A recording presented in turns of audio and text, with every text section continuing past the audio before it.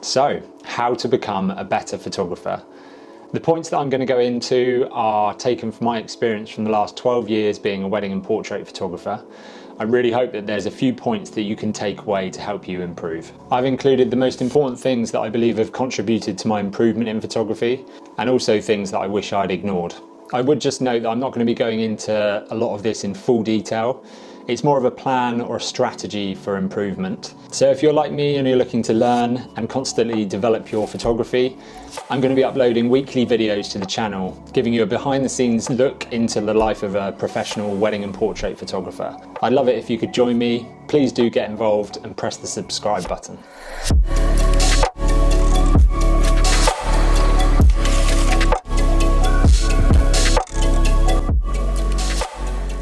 Okay, so let's get stuck in.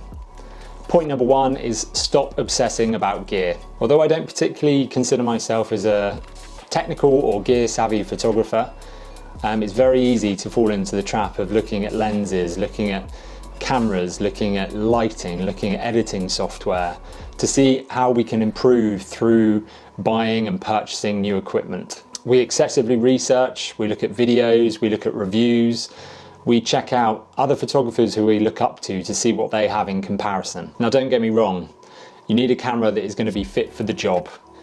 And obviously this is very different from a professional to an amateur. So please just ensure that you have the right quality camera for your line of work. Rather than dreaming about the fancy bit of kit that you want and you dream of, I'd recommend understanding the camera that you do have. Two of the greatest fashion and portrait photographers, Richard Avedon and Irving Penn, they used cameras which would be over 70 years old now. They used a variety of cameras, but they developed their film in the darkroom with only darkroom techniques available to them in post-production. You then compare it to some of the cameras that we have nowadays. Shooting multiple frames per second, you have editing software that can change faces, can change skies in landscapes in a matter of seconds. Avedon and Penn's work stands the test of time, and it continues to be some of the most celebrated work in photography. So I found that looking to upgrade kit for me is just a distraction from actually getting my ass out the door and creating the work that I want to create. Okay, so number two is understanding exposure. For me, there are two parts to understanding exposure. First and foremost, there's understanding the relationship between shutter speed, aperture, and ISO. Knowing how you can alter these settings and create different effects because of a different shutter speed or of a different aperture. The second part for me is understanding your kit and knowing its limitations. It doesn't matter which setting you use, whether you're on aperture priority or manual or shutter priority. All that matters at the end of the day is that you're able to create consistent exposures. Understand and practice with the kit that you have, so when you're next on a shoot, you don't just spend the whole time looking at the back of the camera and checking your settings and checking your exposures. You should be looking ahead of you and engaging with the subject you're shooting. So an example for this for me, where I shoot weddings, if I have a winter wedding and there is a wedding speech that is happening into the evening, perhaps it's candlelit, I know that the limitations of my camera are that I can shoot up to 5000 ISO before I start to see the image quality declining. So I know that this then means that I'm either opening the aperture wide, I'm slowing down the shutter speed, or I have to introduce external lighting. Like with anything, this can take time, but I think it's something that is well worth dedicating the time to do. You want to ensure that changing the settings on your camera becomes like second nature, so that you do it without even thinking about it. Number three, understanding light. This one is huge, regardless of what genre of photography you're in. I'm using light quite differently now to how I did 2 years ago. And I think it's really good to keep playing and keep experimenting with this. The lighting you use is key for the mood that you create in an image. If you photograph people like me, I think it's really important to become comfortable using lighting indoors and outdoors. As a wedding photographer, you never really know what situation you're going to find yourself in. A lot of the time it means that you're going to have to make something from nothing and create lighting that is flattering when perhaps there isn't any. So for me with weddings, if I'm doing a bridal preparation, a lot of the time I find myself in a hotel. Within hotels, as you will know, you have artificial lighting, you have downward lights, you have colourful lights. So the quality of the light in a room is very mixed. So what I would do in these situations is I would turn off all of the lights. I would find a source of natural daylight, so for example a doorway or a window, and I would place my subjects close to that to ensure that I can create flattering portraits. This is something that I'm going to go into a lot more in later videos. I want to give you some examples and behind the scenes on how I work in these kinds of situations. Point number 4 is educate. Research, research, research. Find inspiration, find work that really connects with you. It doesn't have to just be photography, it can be films, it can be illustration, it can be art, paintings, poetry, music. The list is endless, just find what connects with you. I think having a good understanding of the history of photography, knowing what has come before you, is a great grounding to have. As a side note to this, I think it's really great if you can and if you can afford to actually buy books of some of the photographers that you aspire to.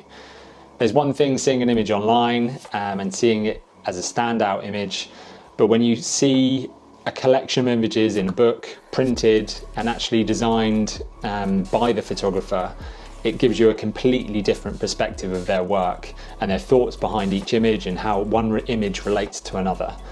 Point number 5 is specializing. This will really depend on the stage that you're at with your photography, whether you're starting out, you're a semi-professional or a professional. But I think when you're first starting out, if you're a beginner and you're looking to get into photography, it's important to experiment and find out what it is that really captures your imagination. Whether that's landscapes, people, weddings, wildlife, still life, product photography, commercial photography, fashion, editorial, whatever that may be. But when you believe that you have something that you are particularly interested in, I would suggest immersing yourself in that and finding out everything that you can about it. Become an expert. Number 6, practice, practice, practice. This is what it all comes down to. If you want to be a better photographer, you have to get out and you have to take the photos. You have to experiment with compositions, lighting, techniques, and you have to find out what works best for you.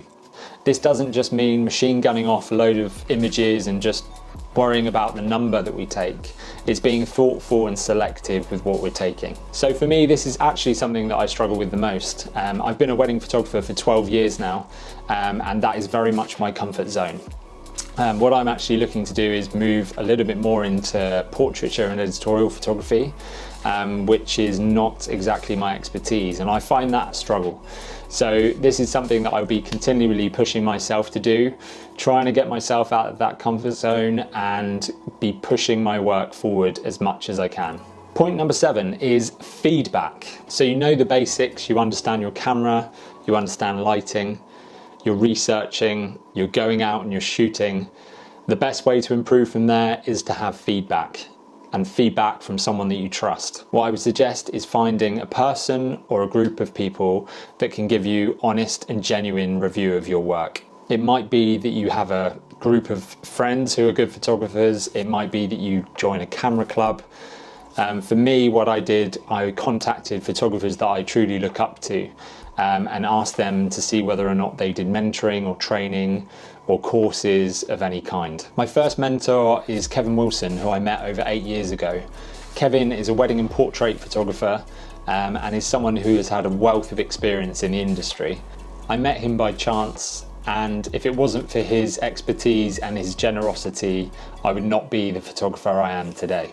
My second mentor has come more recently over the last couple of years, and that is Tom Hoops.